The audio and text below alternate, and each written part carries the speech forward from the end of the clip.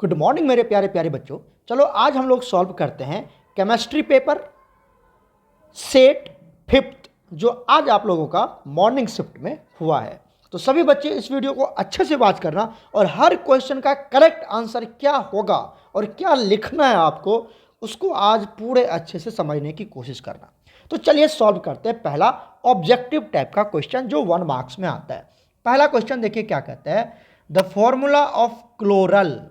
Formula of chloral, chloral का formula क्या होता है? देखो इसका, ये बच्चे ने यहाँ पे छोड़ दिया, इसका आंसर नहीं लिखा है, तो आप यहाँ पे लिखना CCl3 और यहाँ पे आता है CHO।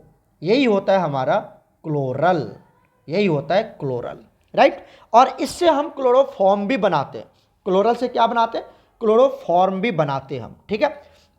तो ये CCl3 CHO, इसका स्ट्रक्चर अगर ड्रॉ करना है तो इस तरह से ड्रॉ कर दो।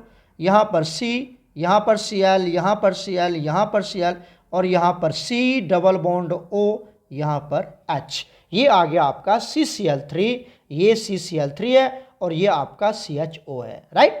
क्लियर हो गया क्लोरोफॉर्म का फॉर्मूला एंड स्ट्रक्चर। चलते हैं नेक्स्ट क्वेश्चन पर। नेक्स्ट क्वेश्चन देखो, कहता है uracil is not present in RNA। Uracil जो एक नाइट्रोजनस बेस है वो RNA में प्रेजेंट नहीं होता है, ये ट्रू है या फॉल्स? तो आपने पढ़ा होगा RNA और DNA के बीच में डिफरेंस, RNA एंड DNA के बीच में डिफरेंस, बहुत सारा डिफरेंस है। मैं आपको अभी नाइट्रोजनस बेस के बेसिस पे समझाता हूं। जो यूरासिल होता है यहां पर होता है AgCu होता है, यहां पर क्या होता है? AgCu। ये नाइट्रोजन 4 टाइप के नाइट्रोजन बेस होते हैं। जबकि डीएनए में क्या होता है?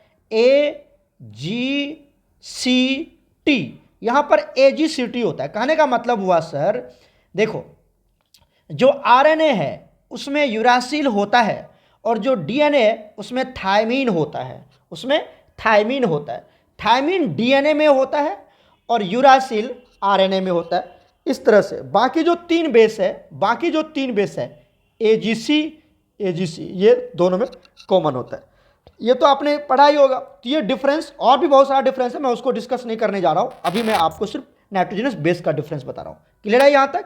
तो कहता है कि यूरासिल जो है वो आरएनए में नहीं होता। ये तो गलत है ना, यूरासिल होता है बच्चा, आरएनए में यूरासिल होता है। तो ये क्या है? हमारा फॉल्स है। क्लियर है? चलते हैं नेक्स्ट पार्ट पर। नेक्स्ट देखो, if an aqueous solution of glucose, मतलब ग्लूकोज को पानी में डाल दिया आपने, ठीक है, और उसको फ्रीज कर रहे हैं, ठंडा कर रहे हैं, उसको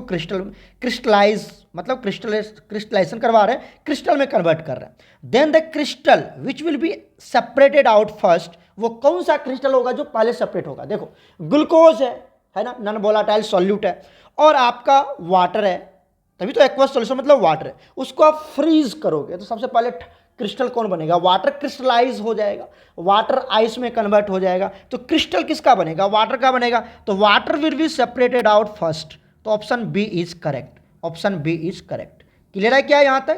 क्लियर है, वाटर होगा इसका करेक्ट आंसर। नेक्स्ट क्वेश्चन देखिए, नेक्स्ट क्वेश्चन कहता है which one of the following react with NaNO2 plus HCl to give alcohol. कहता है अल्कोहल के साथ किसको रिएक्शन करवाएंगे कि NaNO2 प्लस HCl को किसके साथ रिएक्शन करवाएंगे इस चारों ऑप्शन में से, ताकि आपको अल्कोहल मिल जाए, ठीक है। आपको पता है जो अल्कोहल होता है वो कौन देता है? वो देता है एलिफेटिक।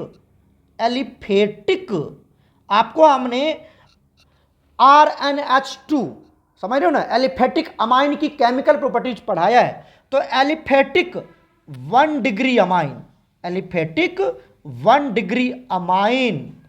अमाइन को अगर आप नाइट्रस बेस बोलते हैं, नाइट्रस एसिड के साथ रिएक्शन करवा दो। किसके साथ बच्चा? किसके साथ?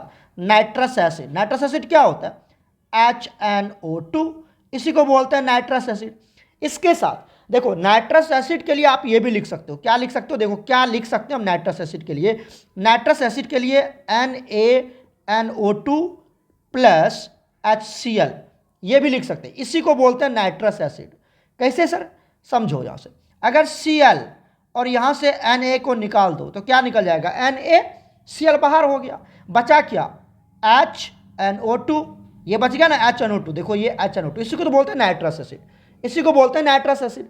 अब इसकी रिएक्शन क्या होगी समझो, हमने इसका रिएक्शन भी आपको करा के दिखाया, रिएक्शन में लिख रहा हूं यहां पर। जैसे आपने ले लिया R, यहां पे ले लिया NH2, this is 1 degree aliphatic amine, this is 1 degree aliphatic amine. और अगर मैं इसकी रिएक्शन करवा दूं किसके साथ, बताओ किसके साथ, नाइट्रस एसिड के साथ। अरे आपको नाइट्रस एसिड डायरेक्ट नहीं दिया हुआ है, आपको दिया हुआ है NaNO2 प्लस HCl, तो दैट इज नाइट्रस एसिड। तो यहां पे दे देते हैं नाइट्रस एसिड को क्या लिख सकते हो आप बताओ, तो नाइट्रस एसिड को OH और NO लिख सकते हैं क्या, बिल्कुल लिख सकते हैं नाइट्रस एसिड को। केमिकल फॉर्मूला इसका और इसका देखो बिल्कुल सेम ही है कि नहीं है, देखो दोनों का OHNO लिख सकते हो। तो यहाँ पे अरेंज कर दो, यहाँ पे दे देते हैं O, यहाँ पे दे देते हैं N, यहाँ पे दे देते हैं OH, ठीक है इस तरह से। अब इसको ब्रेक कर दो ना, क्या दिक्कत है, देखो इसको निकाल दो, इसको ये कलर दिख रहा है, इसको निकाल दो, क्या बन के बाहर निकल गया, ये निकल गया H2O प्लस दूसरा क्या बनेगा बताओ, यहाँ पे देखो कलर से बता रहा हूँ मैं आपको, दूसरा क्या बनेगा N2 देख लो, शॉर्ट मेथड है ये, रियल में ऐसा होता नहीं है, रियल में तो कार्बोकैटायन मैकेनिज्म फॉलो करता है।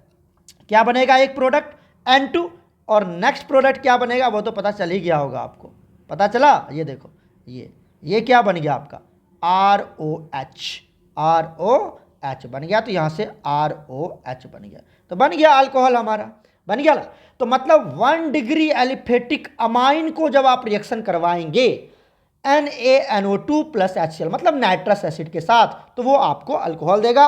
और ये आपका शॉर्ट ट्रिक है बच्चा, शॉर्ट ट्रिक है अल्कोहल बनाने का, राइट। ये रियल में मैकेनिज्म नहीं होता, मैकेनिज्म तो कार्बोकैटायन मैकेनिज्म को फॉलो करता है, राइट, समझ में आया।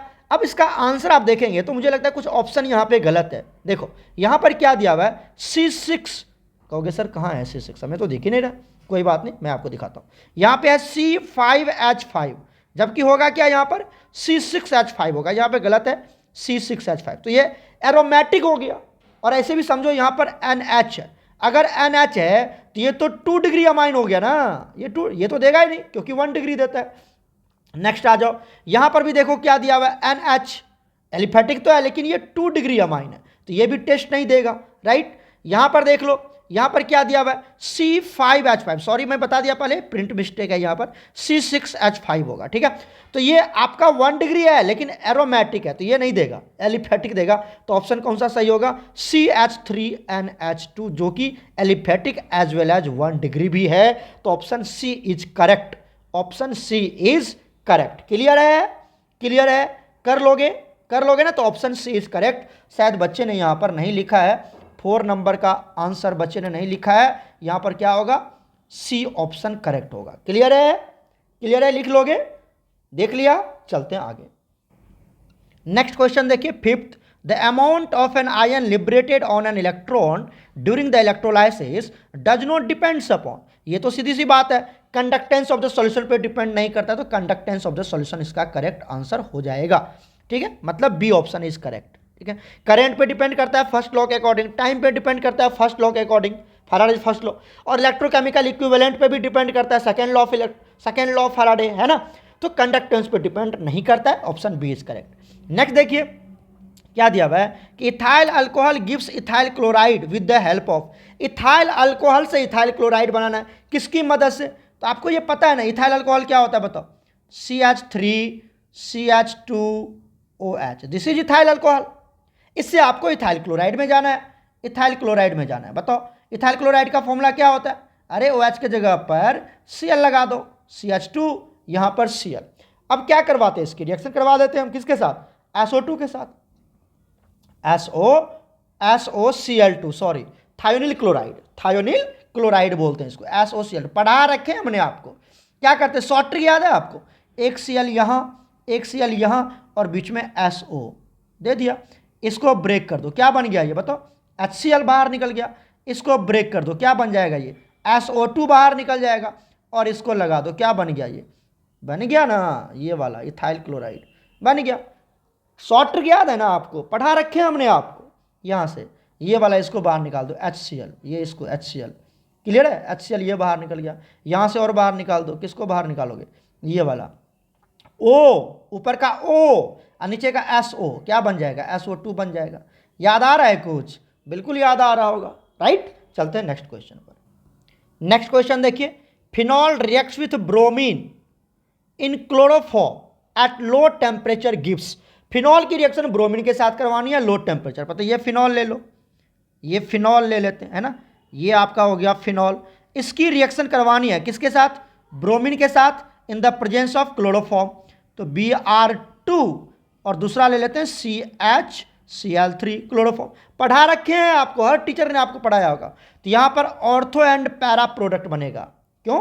क्योंकि ये जो OH है ये इलेक्ट्रॉन डोनर ग्रुप है। क्या ये इलेक्ट्रॉन डोनर ग्रुप, मतलब ये प्लस आई इफेक्ट शो करेगा। एम आई राइट?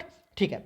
और यहां से जो Br2 है, ये जो आप Br2 देख रहे हैं, ये जो Br2 है, यहां से जो इलेक्ट्रोफाइल बनेगा वो क्या बनेगा, Br+। तो ये कहां पे जाके अटैक करेगा, ये एक अटैक करेगा ऑर्थो पर, एक करेगा पैरा पे। तो एक बनेगा ऑर्थो सब्स्टिट्यूटेड, एक बनेगा पैरा सब्स्टिट्यूटेड प्रोडक्ट। एम आई राइट?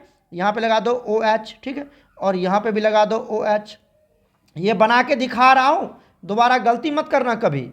और यहां पे क्या बनेगा बच्चा, एक बनेगा ऑर्थो सब्स्टिट्यूट, सॉरी Br लगाना है ना, यहां पे लगेगा ऑर्थो सब्स्टिट्यूटेड, दूसरा बनेगा पैरा सब्स्टिट्यूटेड।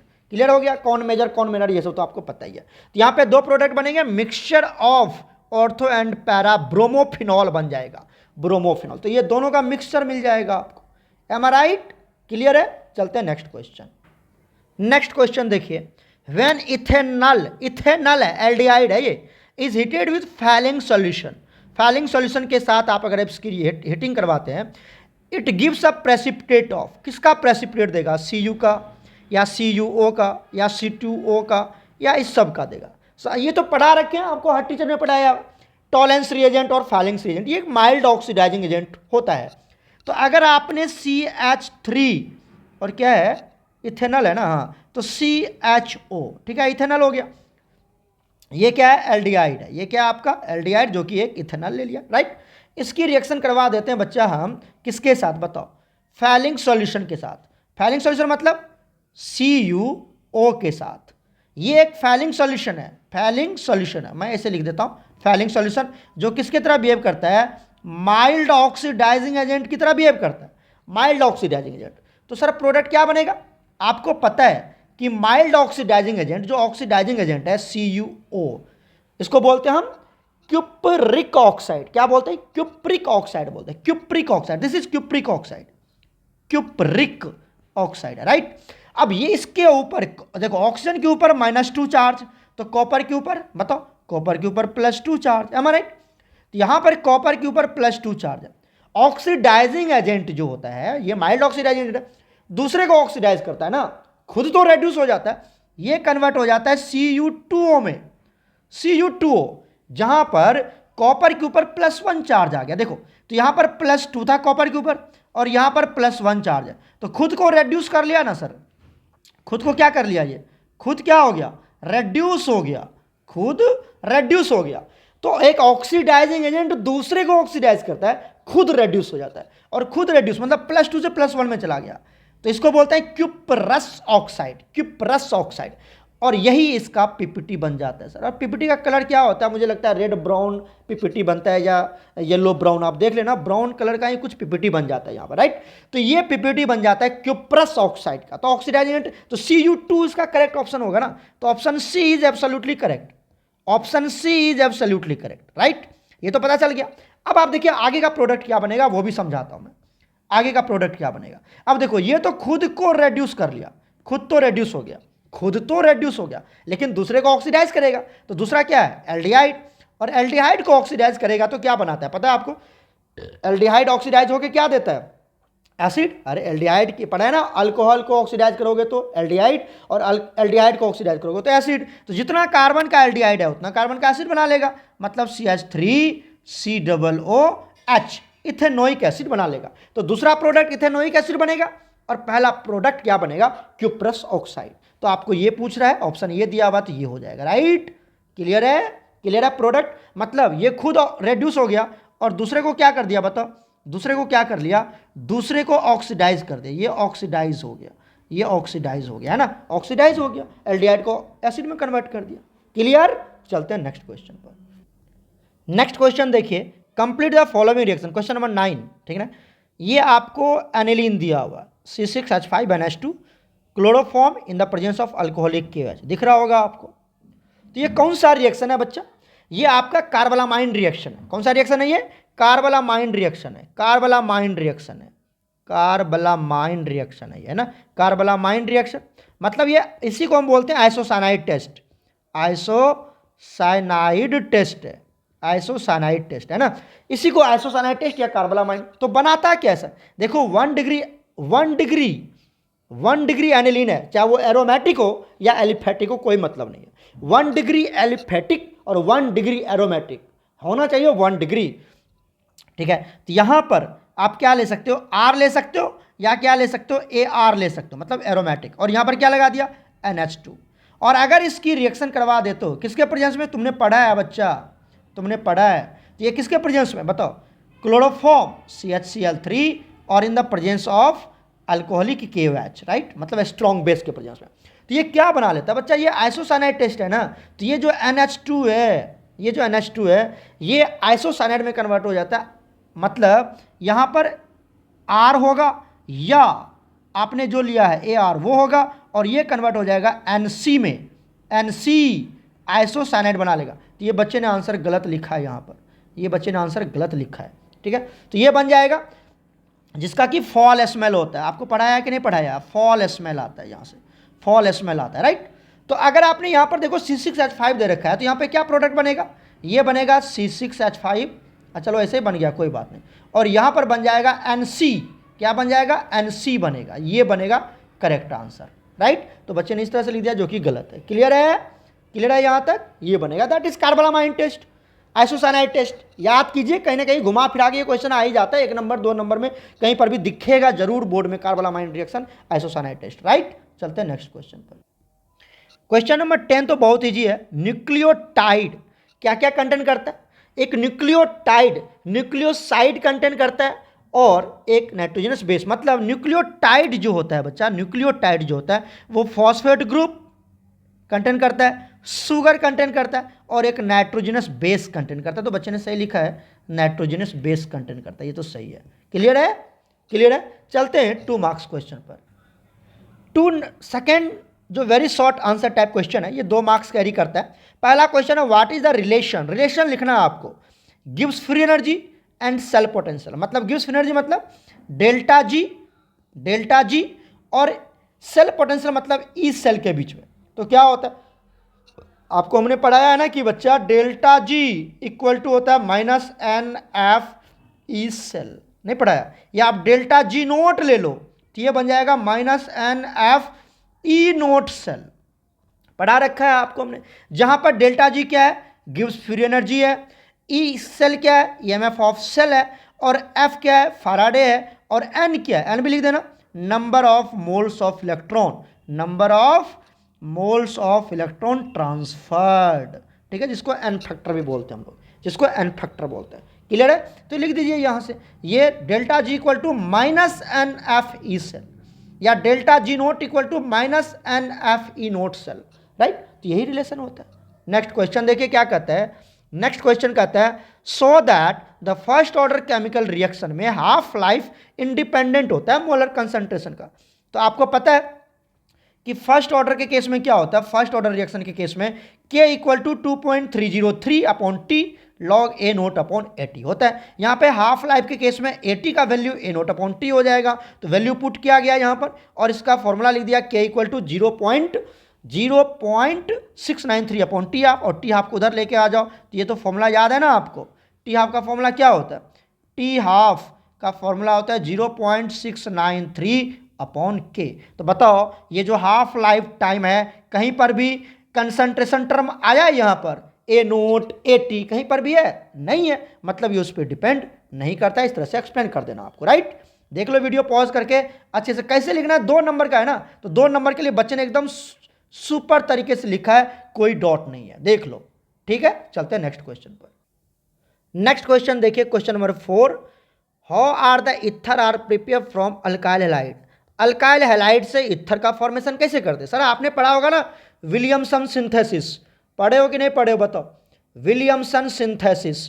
तो विलियमसन सिंथेसिस अप्लाई कर देना आपको, अल्काइल हैलाइड ले लेना और सोडियम अल्कोक्साइड के साथ रिएक्शन कर देना, तो ROR मतलब ईथर का फॉर्मेशन हो जाता है। ये सिंपल सी बात है, विलियमसन सिंथेसिस। ये तो जनरल एक्सप्रेशन है। बच्चे ने यहाँ पर उसने एक एग्जाम्पल भी पुट किया, देखो जबरदस्त। तो जनरल एक्सप्रेशन भी देना है और एग्जाम्पल भी देना है, राइट, आपको ये पता है। उसके बाद ये कहता है कि जो रिएक्शन है एसिड क्लोराइड, एसिड क्लोराइड मतलब कोई भी एसिड क्लोराइड ले लीजिए, CH3COCl, एसाइल क्लोराइड या एसिड हैलाइड, कुछ भी इसको बोलते हैं। ये ले लिया हमने, इसकी रिएक्शन करवा दी हमने ईथर के साथ। तो ये पता है आपको ZnCl2 ये आपने कर रखा है, जो कि क्या बनाता है, यहाँ से ये वाला जो पार्ट है इसको ब्रेक कर दो ना, ऑक्सीजन देखो ब्रेक करके यहाँ पे लिखा है, और यहाँ से ये Cl और ये इसके साथ चला जाएगा, बाकी ये जुड़ जाएगा, तो ये बना लेगा। क्लियर है? वीडियो को पॉज करके अच्छे से लिख लेना, वीडियो लेंदी हो जाएगा। तो आप देखो सब ब्रेक करके बताया बच्चा, यहाँ पे देखो ना ब्रेक करके लिखा है बच्चे ने। ये देखो बॉन्ड कैसे ब्रेक किया, यहाँ से ब्रेक कर दिया इसको, यहाँ से ब्रेक कर दिया इसको, ये वाला पार्ट इसके साथ चला गया, ये बाकी ये वाला और ये वाला इसके साथ जुड़ गया। क्लियर है? चलते हैं आगे। नेक्स्ट देखिए क्वेश्चन नंबर 5 क्या कहता है, how aniline is prepared from chlorobenzene. Chlorobenzene से आप एनिलीन कैसे बनाएंगे, ठीक है। Give the reaction of benzyl chloride, benzyl chloride के साथ भी रिएक्शन देना। तो देखो यहाँ पर बच्चे ने लिखा है ये क्लोरोबेंजीन है, ठीक है। क्लोरोबेंजीन की रिएक्शन आप करवा दीजिए, यहाँ पर फिनॉल में जाना है ना आपको, क्लोरोबेंजीन से फिनॉल आप डॉज मेथड फॉलो कर लीजिए। क्या कर लीजिए? Dodge method, right. Dodge method apply कर दो तो ये फिनॉल बन जाएगा। क्लियर है? पढ़े हो ना डॉज मेथड क्या होता है, पढ़ाया हुआ है। तो डॉज मेथड अप्लाई कर दो, फिर उसके बाद जिंक के साथ रिएक्शन कर दो तो ये बेंजीन बन जाएगा, ठीक है। और बेंजीन की फिर नाइट्रेशन करवा दो तो क्या बन जाएगा? नाइट्रेशन मतलब HNO3 प्लस H2SO4, नाइट्रेशन पढ़ाया हुआ आपको। तो इलेक्ट्रोफाइल क्या बनता है यहाँ से? NO2 प्लस, और ये क्या बना लेगा? नाइट्रोबेंजीन। नाइट्रोबेंजीन की रिडक्शन करवा दो। क्या करवा दो? रिडक्शन मतलब ऑक्सीजन की रिमूवल, हाइड्रोजन की एडिशन। तो यहाँ से O हट जाएगा, यहाँ जो O देख रहे हो NO2 में O2 है ना, ये हट जाएगा और यहाँ पर H2 लग जाएगा। तो removal of O2, addition of hydrogen, ठीक है। तो ये हो जाएगा आपका क्या, बोलो बोलो, रिडक्शन हो जाएगा रिडक्शन, जो कि एसन के प्रेजेंट में करवा दिया बच्चे ने। तो और यहाँ से एनिलीन बना लिया, बहुत अच्छे से बनाया है, आप एक बार ऑब्जर्व कर लेना इसको, ठीक है। उसके बाद इसकी रिएक्शन करवानी है, यहाँ से ये रिएक्शन करवानी है। तो ये बहुत ईजी है। यहाँ से देखो मैं आपको बता दूँ क्या कैसे करें बच्चे ने, देख लो यहाँ से मैं आपको समझा देता हूँ। ये रिएक्शन मैं आपको समझा देता हूँ। ऐसे बच्चे ने सही किया है। यहाँ से जो इसकी लॉन पेयर है, यहाँ से जो ये लॉन पेयर है, देखो ये जो लॉन पेयर है नाइट्रोजन का, एनिलीन का जो लॉन पेयर है वो कार्बन को दिया गया, कार्बन को दिया जाएगा तो यहाँ से क्लोरीन भाग जाएगा। मैं इसको शॉर्टकट में समझाता हूँ। देखो हमारे पास क्या है, एनिलीन है, ठीक है। हमने एनिलीन ले लिया, ये अरे बन जाओ एक सेकेंड। देखो मेरे पास क्या है, एनिलीन है, ठीक है। ये एनिलीन ले लिया हमने, NH2, राइट। ये NH2 है, यहाँ पे लॉन पेयर होता है, ये तो पता है। इसकी रिएक्शन किसके साथ करवा देनी है हमें? बेंजीन, और यहाँ पर बेंजॉइल क्या है, बेंजाइल क्लोराइड है ना, तो ये बेंजीन हो गया। यहाँ पर C डबल बॉन्ड O, यहाँ पर Cl। आपको पता है कि यहाँ पर जो कार्बन है इसके ऊपर क्या चार्ज आएगा, पॉजिटिव, और क्लोरीन के ऊपर निगेटिव। तो ये अपनी लॉन पेयर किसको दे देगा, कार्बन को दे देगा। तो यहाँ से क्लोरीन क्या होगा, क्लोरीन बेस्ट लिविंग ग्रुप है, निकल जाएगा, राइट। तो क्या प्रोडक्ट बनाएंगे यहाँ से, देखिए ये प्रोडक्ट क्या बनेगा, बेंजीन की जगह पर पीएच लिखता हूँ मैं, क्या लिखता हूँ, पीएच। तो ये पीएच यहाँ पर आ जाएगा NH2, राइट। और उसके बाद इसकी बॉन्डिंग किसके साथ, कार्बन के साथ। यहाँ पे डबल बॉन्ड O और Cl तो भाग ही गया, यहाँ पर क्या बच गया, पीएच। पीएच मतलब ये पीएच यहाँ पे लिखा गया, राइट। तो इस तरह से लिख दिया हमने, क्लियर है। अब देखो नाइट्रोजन ने अपनी लॉन पेयर दिया तो यहाँ पर प्लस। अब अपनी ये पॉजिटिव चार्ज खत्म करने के लिए खुद की हाइड्रोजन की बलिदानी देगा, खुद की एक हाइड्रोजन को भगा देगा। तो क्या बना लेगा, ये पीएच, यहाँ पर हो जाएगा NH, क्योंकि एक हाइड्रोजन तो चला गया, H प्लस बन के यहाँ पर ये, तो यहाँ पर NH ही बचेगा और प्लस चार्ज हट गया। यहाँ पर आ जाएगा C डबल बॉन्ड O, यहाँ पर पीएच, ठीक है। तो इस तरह से ये कंपाउंड बन जाएगा बच्चा, क्लियर है, बना लोगे। अरे बच्चा यहाँ से एक H को निकाल दो, H प्लस भगा दो, यहाँ से हट गया, यहाँ से तो जो H प्लस चला गया तो यहाँ पर NH ही ना बचेगा, तो NH बचा। और जब ये H प्लस बन के जाएगा तो H जो बॉन्ड है ये पूरा इलेक्ट्रॉन ये तो इसी नाइट्रोजन के पास मिल जाएगा, तो पॉजिटिव चार्ज भी खत्म हो जाएगा क्योंकि वो H प्लस बन के गया। समझ में है कि नहीं समझे? तो इस तरह से ये बन जाएगा। तो यहाँ से H प्लस और यहाँ से Cl ये भी गया था, तो एक प्रोडक्ट और बनता है HCl भी बन जाएगा, राइट। क्लियर हो गया यहाँ से? चलिए चलते हैं नेक्स्ट क्वेश्चन पर। तो देख लो बच्चे ने यहाँ पर बिल्कुल सही किया है, ये बिल्कुल सही किया है। यहाँ से एक प्रोडक्ट H बना लिया और यहाँ पर बेंजीन के लिए हमने क्या लिखा था, PH लिखा था, जो बच्चे बेंजीन ने बनाया हुआ यहाँ पर बेंजीन NHCO और C6H5। ठीक है, क्लियर है।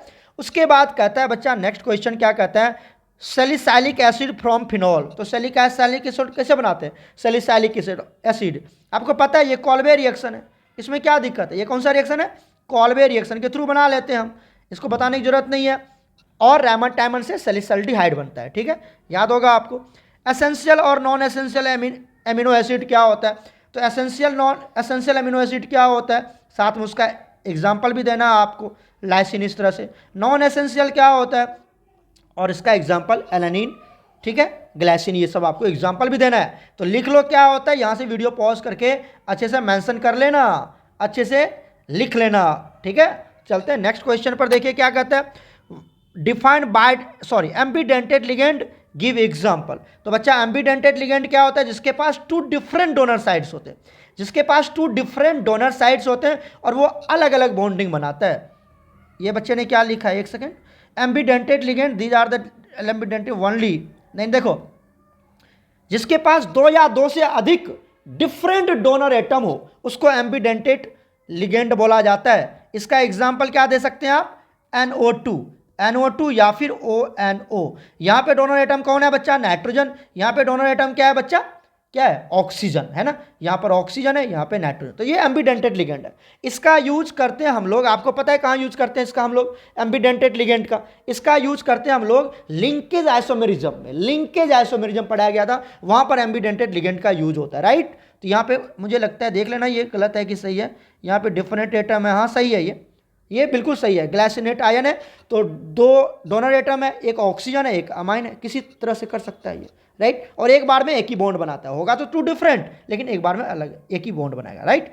उसके बाद देखिए नेक्स्ट क्वेश्चन क्या कहता है, नेक्स्ट क्वेश्चन कहता है will the elevation in boiling point 0.1 molar NaCl और 0.1 मोलर सुक्रोज का इक्वल होगा। अरे बच्चा नहीं होगा, क्यों नहीं होगा, क्योंकि एक आपका इलेक्ट्रोलाइट है और एक आपका नॉन इलेक्ट्रोलाइट है। NaCl इलेक्ट्रोलाइटिक सॉल्यूट है और आपका जो सुक्रोज है वो नॉन इलेक्ट्रोलाइटिक सॉल्यूट है। जो आपका आई के लिए आई का जो वैल्यू होगा सुक्रोज के लिए वो 1 होगा और NaCl के लिए 2 होगा। तो आई के फैक्टर पे डिपेंड करेगा, मतलब वेंट ऑफ फैक्टर पे डिपेंड करता है, तो इसलिए ये अलग अलग होगा, सेम नहीं होगा, राइट। उसके बाद देखिए नेक्स्ट क्वेश्चन क्या कहता है, कॉपर 1 डायमैग्नेटिक होता है और डायमैग्नेटिक है तो श्योर है ना कि कॉपर 1 जो होगा डायमैग्नेटिक क्यों होगा, क्योंकि उसके पास कोई अनपेयर्ड इलेक्ट्रॉन नहीं होगा। कॉपर 1 की जब आप इलेक्ट्रॉनिक कॉन्फ़िगरेशन निकालेंगे तो कॉपर 1 में 3d10 आता है, 3d10 आता है, 4s का 0 हो जाएगा और 3d10, तो वहां पर इसके पास पूरा फुलफिल्ड ऑर्बिटल होते हैं, जिसके पास फुलफिल्ड होता है वो डायमैग्नेटिक होता है, जबकि कॉपर 2 में 3d9 मतलब अनपेयर्ड इलेक्ट्रॉन हो जाता है और ये क्या हो जाएगा, पैरामैग्नेटिक हो जाएगा। क्लियर है, कर लोगे। चलते हैं शॉर्ट आंसर टाइप क्वेश्चन में। नेक्स्ट क्वेश्चन देखिए, question short answer type question है जो 3 मार्क्स कैरी करता है। Define specific conductivity and molar conductivity of the solution and give its unit. तो स्पेसिफिक कंडक्टिविटी क्या होता है ये बच्चे ने एक्सप्लेन कर दिया। यहाँ पर 1 ml के लिए यूज करते हैं, कप्पा से इंडिकेट करते हैं, कंडक्टिविटी इक्वल टू 1 रेसिस्टिविटी और यूनिट भी बच्चे ने लिख दिया साइमन पर सेंटीमीटर। ठीक है, मोलर कंडक्टिविटी क्या होता है, लैम्डा एम के इंटू 1000 अपॉन मोलरिटी, और इसी को इक्विवेलेंट कंडक्टिविटी का दूसरा डेफिनेशन आपको पता ही है। तो molar conductivity specific conductivity, equivalent conductivity, ये सब बिल्कुल याद होना चाहिए, राइट। इस बार छोटा छोटा क्वेश्चन है, यू कैन डू, इसमें कोई टेंशन वाली बात है नहीं, कोई ना तो लॉजिक है ना कोई कंसेप्ट है ना न्यूमेरिकल्स है, बिल्कुल इजी तरीके से आप कर सकते हैं, राइट। चलते हैं नेक्स्ट क्वेश्चन। नेक्स्ट क्वेश्चन देखिए क्या कहता है, order of the reaction drive the expression of rate constant for the zero order reaction. ये 1000 बार आ चुका है। ऑर्डर ऑफ रिएक्शन क्या होता है, एक्सपेरिमेंटल वैल्यू होता है और हमने कोई एक एक्सप्रेशन मान लिया। देखो बच्चे ने कितना अच्छे से लिखा, रेट ऑफ रिएक्शन को एक्सप्रेस किया और यहाँ पर जो n है यही n इंडिकेट करता है ऑर्डर ऑफ रिएक्शन को। जीरो ऑर्डर के लिए फिर उसने बच्चे ने पूरा डेरिवेशन करें, आपको तो ये डेरिवेशन बिल्कुल आना चाहिए और आपने करा भी है। तो के लिए क्या होता है, A0 minus AT upon T, k equal to A0 minus AT upon T. A0 क्या है, इनिशियल कंसंट्रेशन, AT क्या है, कंसंट्रेशन एट टाइम t, और t क्या है, टेम्परेचर, टाइम, ठीक है ना, एट दैट पर्टिकुलर टाइम। ठीक है, कर लोगे इस तरह से। ये एक्सप्रेशन आपको आना चाहिए जीरो ऑर्डर के लिए और फर्स्ट ऑर्डर के लिए पूरी डेरिवेशन आनी चाहिए आपको। पूछा जाता है, ठीक है। उसके बाद नेक्स्ट क्वेश्चन देखिए क्या कहता है, define the example coordination isomerism और आयोनाइजेशन आइसोमेरिज्म। कोऑर्डिनेशन आइसोमेरिज्म पता है ना आपको, जहां पर क्या होता है, लिगेंड का ट्रांसफर हो जाता है, लिगेंड का एक दूसरे से ट्रांसफर हो जाता है। जहां पर देखो H2O है और यहां पर NH3 है, ठीक है, ये एक कोऑर्डिनेशन कंपाउंड है। तो क्या क्या है, इसने NH3 को डाल दिया किसके साथ, CO के साथ, और ये जो CO के साथ H2O था ये आ गया यहां पर कोबाल्ट के साथ, ठीक है। तो इस तरह से इसको क्या कर दिया, इसने चेंज कर दिया, बस। मतलब लिगेंड एक दूसरे कॉम्प्लेक्स कंपाउंड से उसमें दूसरे में ट्रांसफर हो जाता है, ठीक है ना, कोऑर्डिनेशन कॉम्प्लेक्स है ये। उसके बाद कोऑर्डिनेशन आइसोमेरिज्म। दूसरा होता है आयनाइजेशन, जो कि आपको डिफरेंट डिफरेंट आयंस देता है। जब उसको आप वाटर में डिजोल्व करते हैं तो यहाँ पर Cl आयन देगा और यहाँ पर SO4 आयन देगा। ये -2 नहीं लिखने का, बच्चे ने -2 लिख दिया, -2 नहीं आएगा यहाँ पर, ठीक है, SO4 आएगा सिर्फ। क्लियर है। अच्छा, दूसरा बात आपको एक और चेक करना है, ये बच्चे देखो यहाँ पर आयरन की जो वैलेंसी है ना वो 5 लिखा हुआ है। देखो इधर इधर देखो, ये गलती कर रहा है बच्चा। आयरन की वैलेंसी कितना दिया हुआ, कोऑर्डिनेट बॉन्ड कितना दिया हुआ, 5, जबकि 6 बनाता है। तो यहाँ पर आप क्या लिखना, 6 लिखना, 6, यहाँ पर 6 लिखेंगे आप, ठीक है ना बच्चा, क्लियर है ना। तो यहाँ पर क्या होगा, देखो SO4 कैसे, अरे मॉलिक्यूलर फॉर्मूला बिल्कुल सेम होना चाहिए ना, मॉलिक्यूलर फॉर्मूला बिल्कुल सेम होना चाहिए। तो ये बच्चे ने एग्जाम्पल गलत ही लिखा है बच्चे ने। चलो मैं इसको बना के दिखाता हूँ, देखो इसका एग्जाम्पल। तो देखिए यहाँ पर हमने लिखा है K4FeCN5NH3 और Cl। तो जब आप इसको पानी में डालोगे तो ये कौन सा देगा, Cl- देगा। क्या देगा ये, Cl- दे देगा आपको आयन में, Cl-। और केमिकल फॉर्मूला बिल्कुल सेम होनी चाहिए। तो हमने क्या किया, यहाँ पर देखिए, यहाँ पर जो CN5 था, ये जो CN5 था, हमने क्या किया, यहाँ से CN4 कर दिया और इस Cl को अंदर कर दिया और एक Cn को बाहर कर दिया। तो अब जब इसको पानी में डालोगे तो ये Cn- देगा, है ना। तो केमिकल फॉर्मूला बिल्कुल सेम होनी चाहिए। देख लो एक बार अच्छे से, मैं पूरा एक्सपेंड करके दिखा देता हूँ। केमिकल फॉर्मूला बिल्कुल सेम होनी चाहिए, मॉलिक्यूलर फॉर्मूला बिल्कुल सेम होनी चाहिए, डिफरेंट आयन देना चाहिए। तो ये देगा Cl- और ये देगा आपको Cn-। क्लियर है। चलते हैं नेक्स्ट क्वेश्चन पर। नेक्स्ट क्वेश्चन देखो, question number 14, how will you prepare chloroform from ethanol. Ethanol से क्लोरोफॉर्म कैसे बनाएंगे। तो ये बच्चे ने यहाँ पर ये क्वेश्चन छोड़ दिया है, क्वेश्चन नंबर 14 नहीं बनाया, तो मैं आपको बना के दिखाता हूँ। देखिए करना क्या, आपको सबसे पहले इथेनॉल लेना है। क्वेश्चन नंबर 14 सॉल्व कर रहे हैं कोई, ठीक है। इथेनॉल लेना है, इथेनॉल का फॉर्मूला क्या होता है, CH3CH2OH, राइट। इसकी आप ऑक्सीडेशन करवा दीजिए, इसकी ऑक्सीडेशन करवा दीजिए, मतलब माइल्ड ऑक्सीडेशन करवा दीजिए। क्या करवा दीजिए, माइल्ड ऑक्सीडेशन। तो जब माइल्ड ऑक्सीडेशन करवाएंगे तो माइल्ड ऑक्सीडाइजिंग एजेंट देना पड़ेगा, माइल्ड ऑक्सीडाइजिंग एजेंट देना पड़ेगा। और माइल्ड ऑक्सीडाइजिंग एजेंट में क्या ले सकते हैं, PCC, या फिर क्या ले सकते हैं आप, PDC। याद ही आपको, PDG नहीं, PDC, ठीक है। तो ये आपका माइल्ड ऑक्सीडाइजिंग एजेंट है। तो ये अल्कोहल किसमें ऑक्सीडाइज हो जाएगा, एल्डिहाइड में। अरे माइल्ड में तो एक स्टेप आगे जाएगा ना, तो जितने कार्बन का है उतने ही कार्बन का एल्डिहाइड में कन्वर्ट हो जाएगा। तो ये एल्डिहाइड में कन्वर्ट हो गया, तो मतलब ये अल्कोहल क्या बन जा गया, एल्डिहाइड बन गया, राइट। ये पहला स्टेप। अब इसी एल्डिहाइड का दोबारा यूज करेंगे हम, क्या बना, CH3 और यहां पर CHO, राइट। अब इसकी रिएक्शन करवा देते हैं हम क्लोरीन के साथ। किसके साथ, क्लोरीन के साथ। आपको पता है ये एल्डिहाइड या जो भी कार्बोनाइल कंपाउंड होता है उसका आप एल्डिहाइड क्लोरिनेशन करवाते हैं तो क्या होता है, पता ही होगा आपको, पता है ना। तो यहां पर जो तीनों हाइड्रोजन है, ये तीनों हाइड्रोजन रिमूव हो जाएगा, तीनों हाइड्रोजन चला जाएगा, उसके जगह पर क्लोरीन की एडिशन हो जाएगी। क्या बनेगा, CCl3 बन जाएगा। CH3 था यहां पर क्या था, CH3। अरे सुन रहे हो कि नहीं सुन रहे हो, यहां पर था CH3। तो ये तीनों H निकल गया, चला गया और क्लोरीन जुड़ गया, और आगे क्या होगा, जो लगा हुआ है वो लगा दो, CHO, राइट। अच्छा 3 हाइड्रोजन गया तो 3 क्लोरीन भी तो लेके जाएगा। तो यहाँ पर आप इसको आप बैलेंस कर लो, तो यहाँ पर आ जाएगा 3। तो 3 क्लोरीन लग गया, 3 साथ में क्या निकल गया, 3HCl बाहर निकल गया। तो मारो गोली, इससे हमको कोई मतलब नहीं है। दिस इज कॉल्ड, इसको क्या बोलते हैं हम, क्लोरल बोलते हैं। क्या बोलते हैं, ये तो क्लोरल था जो ऑब्जेक्टिव में पहला क्वेश्चन था, यही क्लोरल है और यही क्लोरल है। और इसका अब ये जो क्लोरल बना, ये जो क्लोरल बना, समझ रहे हो, ये जो क्लोरल बना इसका अपन यूज करेंगे अब क्या बनाने के लिए, क्लोरोफॉर्म बनाने के लिए। तो ये जो CCl3 और CHO दैट इज क्लोरोफॉर्म, ये क्लोरोफॉर्म है। इसकी रिएक्शन करवा दो लाइम वाटर के साथ, CaOH हॉल्ट ट्वाइस के साथ, लाइम वाटर के साथ रिएक्शन करवा दो तो ये आपको दे देगा क्लोरोफॉर्म, मतलब CHCl3 दे देगा, राइट। ये आपको क्लोरोफॉर्म दे देगा। क्लियर? इतना आपको याद करना है, 3 स्टेप में ये रिएक्शन याद करना है। क्लोरोफॉर्म कैसे बनाएंगे? पहले आपको क्लोरल बनाना, पहले एल्डिहाइड अल्कोहल है तो इसको एल्डिहाइड में कन्वर्ट कर दीजिए, एल्डिहाइड को क्लोरिनेशन करवा दीजिए तो क्लोरोफॉर्म क्लोरल बना लेगा। क्लोरल को इसको लाइम वाटर के साथ रिएक्शन करवा दीजिए, लाइम वाटर के साथ रिएक्शन करवा दीजिए, हो गया, क्लोरोफॉर्म बन गया, राइट। क्लियर है? 14 नंबर का क्वेश्चन। चलते हैं आगे। नेक्स्ट क्वेश्चन देखिए, what are monosaccharides, question number 15। Give the reaction of glucose with acetic anhydride और हाइड्रोक्सिलामाइन। ये तो पढ़ा रखे हैं, हर टीचर ने आपको पढ़ाया होगा, एम आई राइट? बताओ क्या होता है मोनोसेक्राइड्स? जैसे ग्लूकोज, जिसको आप हाइड्रोलिसिस करेंगे तो सिंगल यूनिट होगा तो सिंगल में ही कन्वर्ट हो जाएगा, हाइड्रोलिसिस शो नहीं करेगा। और ये एसिटिक एसिड के साथ रिएक्शन करवाया गया है, ये आपको हमने भी पढ़ाया और आपके सर ने, जो बच्चा होगा सबको सर ने पढ़ाए होंगे। तो इस तरह से ये एसिटिक एसिड एनहाइड्राइड या एसिटिक एनहाइड्राइड के साथ रिएक्शन करवा दीजिए इसको, ठीक है। उसके बाद हाइड्रोक्सिल अमाइन के साथ कैसे रिएक्शन करता है ये भी आपको पता है। हाइड्रोक्सिल अमाइन ये होता है हाइड्रोक्सिल अमाइन, ये आपका हाइड्रोक्सिल, सॉरी एक सेकेंड, ये आपका हाइड्रोक्सिल अमाइन है, दिखा, ये आपका hydroxyl amine NH2NSOH, NH2OH hydroxyl amine के साथ।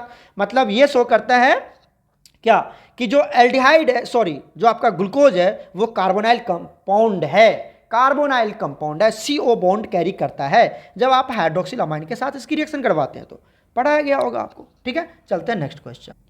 नेक्स्ट क्वेश्चन देखिए, क्वेश्चन नंबर 16। मोलालिटी कैलकुलेट करना है, sorry 2.5 gram of acetic acid जो डिजोल्व है 75 ग्राम ऑफ बेंजीन। बेंजीन क्या होगा बताओ? बेंजीन क्या होगा? सॉल्वेंट। और एसिटिक एसिड क्या होगा? सॉल्यूट। अब मोलालिटी निकालना है, इसे जी क्वेश्चन क्या होगा बच्चा? सॉल्यूट आपका दिया हुआ है 2.5 ग्राम, ठीक है। क्या सॉल्यूट क्या है बताओ? एसिटिक एसिड है ना, तो एसिटिक एसिड का मोलर मास निकाल लो 60 ग्राम, तो नंबर ऑफ मोल्स निकाल लो एसिटिक एसिड का, given mass upon molar mass, तो 2.5 अपॉन 60 दैट इज कितना आ गया? 0.041, ठीक है। उसके बाद सॉल्वेंट का मास किस में दिया हुआ है? मास ऑफ सॉल्वेंट, मतलब बेंजीन कितना है? 75 ग्राम, जो कि केजी में होना चाहिए ना, तो इसको 75 को 1000 से डिवाइड कर दो। तो यहाँ पर अब निकाल लेते हैं मोलालिटी, जो आपका स्मॉल एम से डिनोट किया जाता है, तो number of moles divided by mass of solvent in KG. अरे मोलालिटी कैसे कैलकुलेट करते हैं? Molality small M, right, number of moles of solute divided by mass of solvent in KG. तो ये ग्राम में दे रखा है, तो ग्राम में ये 75 ग्राम, तो इसको 1000 से डिवाइड करोगे तो 1000 ऊपर चला जाएगा। इसको जब कैलकुलेट करेंगे तो आ जाएगा 0.56 मोलल। मोलल क्लियर है? देख लो वीडियो अच्छे से पॉज करके, और ये अपने आप बना लेना अपने कॉपी में। चलते हैं नेक्स्ट क्वेश्चन। नेक्स्ट क्वेश्चन है वाई आर अमाइंस बेसिक। ये तो 1000 बार पूछा गया है। Compare basic strength of this ethyl amine, amine diethyl amine. ये तो पता ही आपको, बहुत बार करवाया गया। अमाइन बेसिक क्यों होता है याद कर लेना, ये सब क्वेश्चन बहुत ही इंपॉर्टेंट है। अमाइन बेसिक क्यों होता है, इथाइल अमाइन, इसका ऑर्डर भी लिखना था ना आपको, यहाँ पे बच्चे ने ऑर्डर नहीं लिखा तो मैं ऑर्डर बता देता हूँ आपको। इथाइल अमाइन मतलब क्या? मतलब हो गया C2H5 इथाइल, ये diethyl amine, diethyl amine is more basic than the ethyl amine, C2H5 और यहाँ पर NH2, और उसके बाद क्या आएगा? अमोनिया। ये ऑर्डर लिखना जरूरी है, ये बच्चे ऑर्डर नहीं लिखा है तो ऑर्डर लास्ट में लिखना आपको जरूरी है, बेसिक स्ट्रेंथ का ऑर्डर, राइट। नेक्स्ट क्वेश्चन देखिए, नेक्स्ट क्वेश्चन है question number 18। Phenol are more acidic than the alcohol. ये तो बहुत बार किया गया, फिनॉल ज़्यादा एसिडिक क्यों होता है? क्योंकि वो फिनॉक्साइड आयन बनाता है जो कि हाईली स्टेबल होता है, जबकि अल्कोहल में अल्कोक्साइड बनता है जो कि रेजोनेंस स्टेबलाइज नहीं होता है, तो वो कम स्टेबल होता है, तो वो H+ लॉस नहीं करता है, तो कम। उसके बाद इसकी आप रिएक्शन करवा दीजिए। बच्चे ने रिएक्शन करवा दिया है इस तरह से, ठीक है। और यहाँ पे लिखा हुआ कि ये रेजोनेंस स्टेबलाइज्ड होता है, बहुत अच्छा, जबकि अल्कोहल में रेजोनेंस स्टेबलाइज्ड नहीं होता है, रेजोनेंस शो नहीं करता, राइट। इस तरह से आपको लिखना। नेक्स्ट क्वेश्चन देखिए, explain why halo arenes are much less reactive than halo alkane towards the nucleophilic substitution reaction. SN reaction में जो हेलो एरिन है वो कम रिएक्शन शो करता है, जबकि हेलो अल्केन ज़्यादा शो करता है। ऐसा क्यों होता है? क्योंकि हेलो एरिन्स में जो होता है वहाँ पर पार्शियल डबल बॉन्ड करेक्टर हो जाता है, जिसकी वजह से एक्स का निकलना बड़ा मुश्किल हो जाता है, इसीलिए ये एसन रिएक्शन शो नहीं करता है। जबकि क्योंकि रेजोनेंस शो करता है ना, यहाँ पे रेजोनेंस होता है तो डबल बॉन्ड कैरेक्टर क्रिएट हो जाता है। जबकि हेलो अल्केन में, सी एक्स बॉन्ड में, हेलो अल्केन में वहाँ पर रेजोनेंस नहीं होता है, तो आराम से एक्स को निकालना इजी होता है और स्ट्रॉन्ग न्यूक्लियोफाइल अटैक करके weak nucleophile that is x को रिमूव कर देता है। तो यहाँ पर ये एसन रिएक्शन शो करता है। राइट, लिख लोगे वीडियो पॉज करके। चलते हैं नेक्स्ट पार्ट पर। नेक्स्ट देखिए 5 नंबर का क्वेश्चन है, long answer type question. Define freezing point. सबसे पहले फ्रीजिंग पॉइंट को डिफाइन करना है। Freezing point of solution get lowered when a non volatile solute is added. कहता है क्यों ऐसा हो जाता है, तो फ्रीजिंग पॉइंट क्या होता है, डिप्रेशन इन फ्रीजिंग पॉइंट को एक्सप्लेन करना है। उसके बाद ये सारी कहानी आपको पता है, 1000 बार ये क्वेश्चन आया हुआ है जेके बॉस में भी। उसके बाद ये ग्राफ ड्रॉ करना है, वीडियो पॉज करके अच्छे से लिख लेना, ये बहुत अच्छे से बच्चे ने एक्सप्लेन किया हुआ है यहाँ पर। ठीक है, उसके बाद कहता है what is osmotic pressure, explain the molecular mass of nano. कैसे डिफाइन करोगे, तो ऑस्मोटिक प्रेशर क्या होता है बच्चा, आपको पता है ऑस्मोटिक प्रेशर एक्सटर्नल प्रेशर होता है जो आप सॉल्यूशन साइड अप्लाई करते हो ताकि फ्लो ऑफ सॉल्वेंट रुक जाए। ठीक है, यहाँ पर इस तरह से एक्सप्लेन कर देना है। डायग्राम भी आप बना सकते हैं, बच्चे ने डायग्राम नहीं बनाया है 5 नंबर का, तो यहाँ पे डायग्राम भी बना सकते हो ऑस्मोटिक प्रेशर का। पाई इक्वल टू CRT होता है। ठीक है, सी क्या है, ये टी क्या, आर क्या है वो पता है आपको। यहाँ से पाई इक्वल टू ये वाला फॉर्मूला बहुत ही इंपॉर्टेंट है, आपको याद होना चाहिए, W/MA equal to 1 volume meter RT। ठीक है, उसके बाद ये इस तरह से फिर हमने MA, ये जो N, ये M है, NA नहीं है, ये उसको ऊपर लेके चले जाओ। सुन रहे हो नहीं सुन रहे हो, ये जो है इसको ऊपर लेके चले जाओ, पाई को नीचे भेज दो, तो ये इक्वेशन बन जाएगा। यहाँ से molecular mass of solute calculate किया जाता है। ठीक है, तो ये तो आपको लिखना था। क्लियर हो गया। नेक्स्ट क्वेश्चन देखिए, यहाँ 5 नंबर का है, मैं फटाफट डिस्कस कर देता हूँ क्योंकि वीडियो लेंदी हो रहा है हमारा। नेक्स्ट क्वेश्चन कहता है why zinc, cadmium and mercury are generally not considered transition elements and explain why transition elements form industrial compounds. ठीक है, ये भी एक्सप्लेन करना है। उसके बाद Cu+1 डायमैग्नेटिक होता है, Cu+, ये तो अभी अभी डिस्कस किया था हमने, ये क्वेश्चन 2 बार आ चुका है।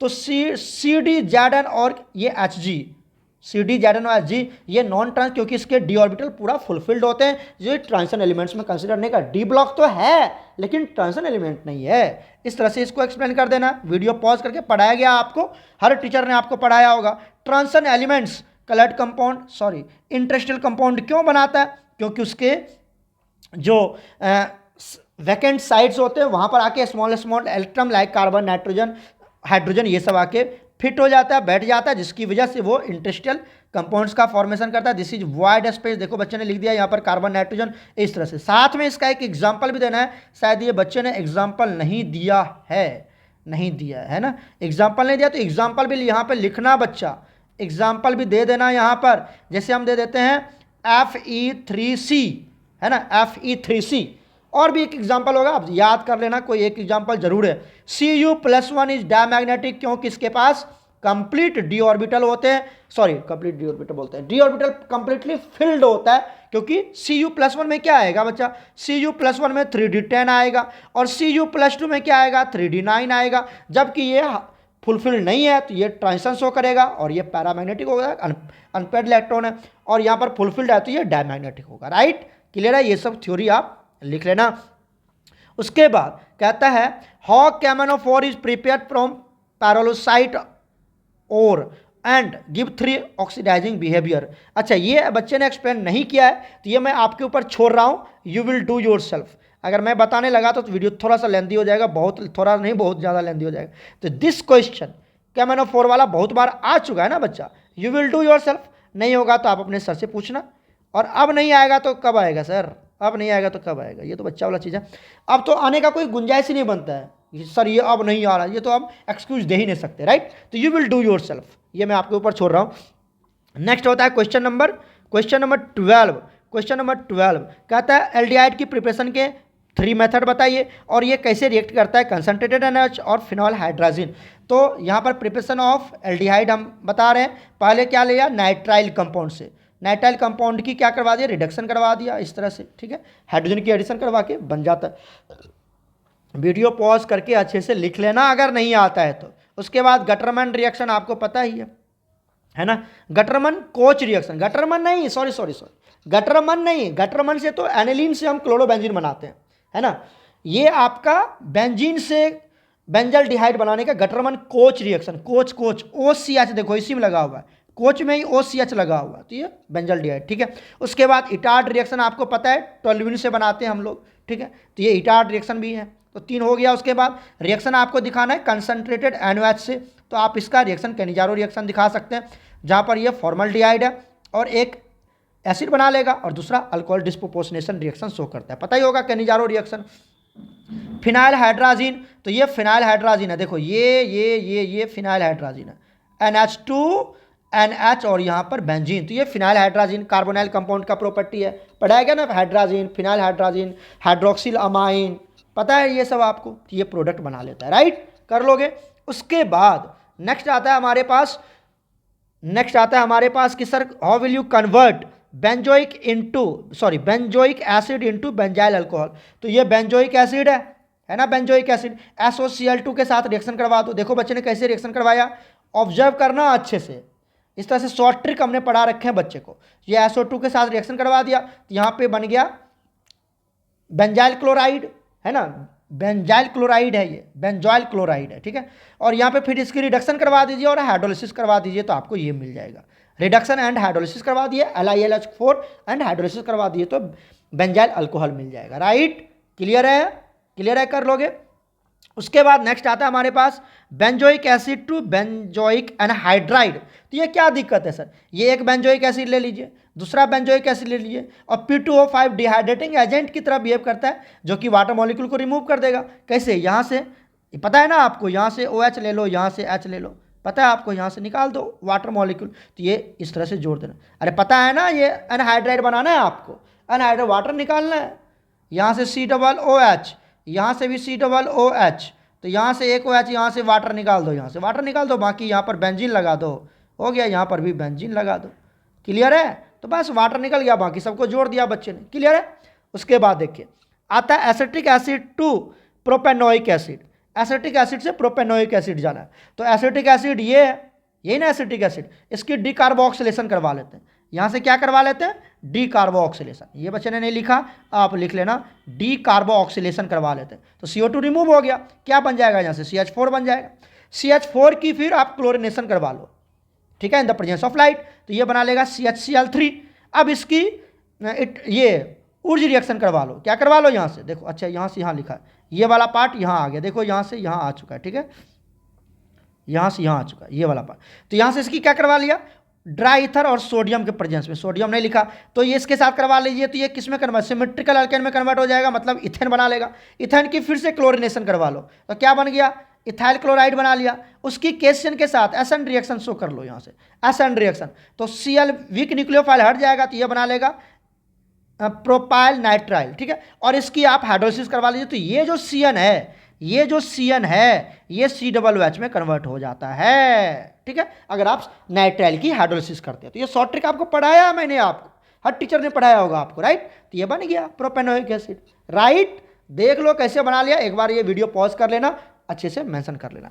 उसके बाद है बेंजोइक एसिड से मिथाइल बेंजोएट, ये तो बहुत ईजी है सर, एस्टर का फॉर्मेशन करना है आपको, तो ये अल्कोहल है, ये क्या आपका अल्कोहल बेंजोइक एसिड, और इसकी रिएक्शन करवा दिया